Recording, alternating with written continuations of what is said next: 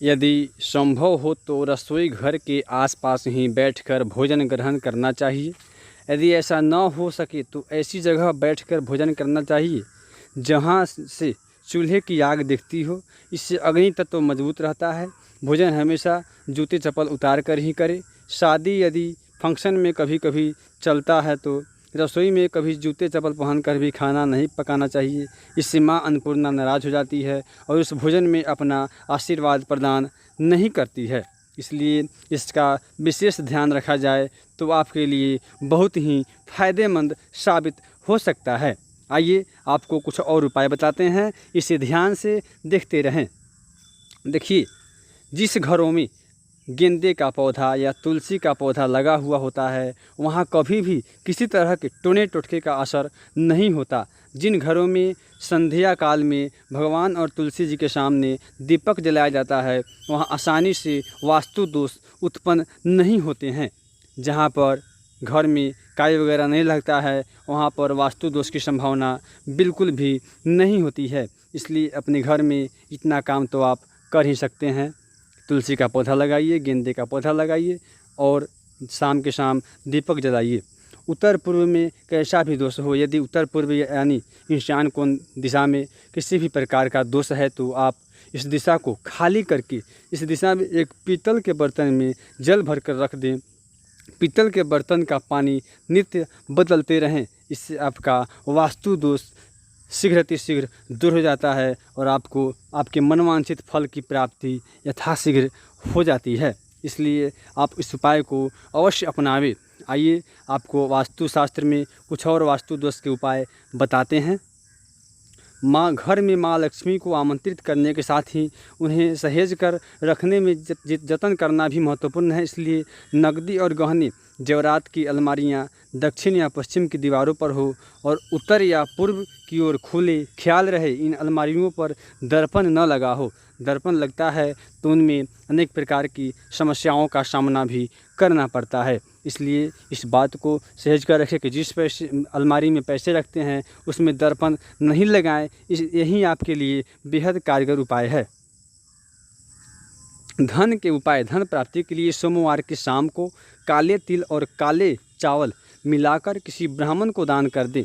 ऐसा करने से पितृदोष का प्रभाव कम हो जाएगा। कई बार धन प्राप्ति में पितृदोष भी रुकावट डालता है। इस उपाय से समस्या की हल हो जाएगी, लेकिन वह चावल अपने पुरोहित को दान नहीं करे, क्योंकि पुरोहित को दान करने से इसका कोई फल प्राप्त नहीं हो पाता है। आइए इसके बारे में कुछ और हम बताते हैं। आदत बदलने से ग्रह भी अच्छा फल दे सकता है। जैसे चीख कर बोलने से शनि खराब होता है। बुजुर्गों के आशीर्वाद से घर में सुख समृद्धि बढ़ती है तथा गुरु ग्रह अच्छा होता है।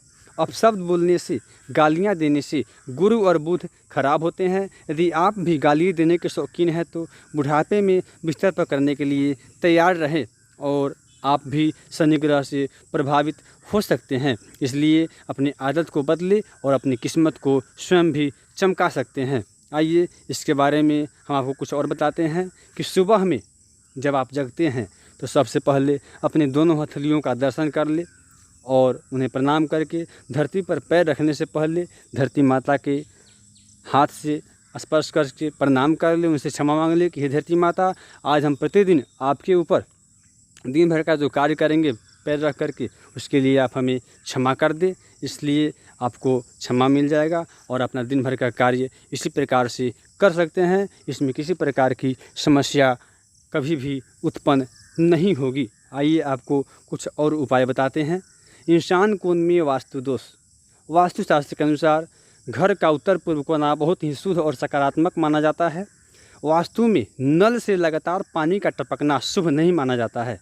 वास्तु के अनुसार घर में रसोई घर पश्चिम दिशा में शुभ मानी जाती है, लेकिन इस दिशा में रसोई होने से खर्चा भी काफ़ी बढ़ता है। इसलिए रसोई घर को ईशान अग्नि कोण में ही अगर स्थापित किया जाए तो बेहद महत्वपूर्ण माना जाता है।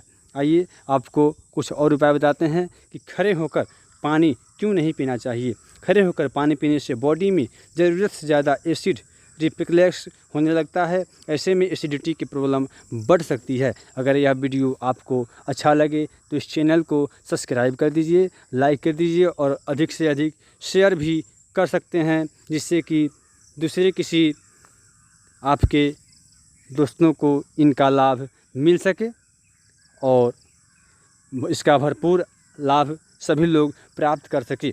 इसके लिए बहुत बहुत धन्यवाद। नमस्कार। जय माता दी।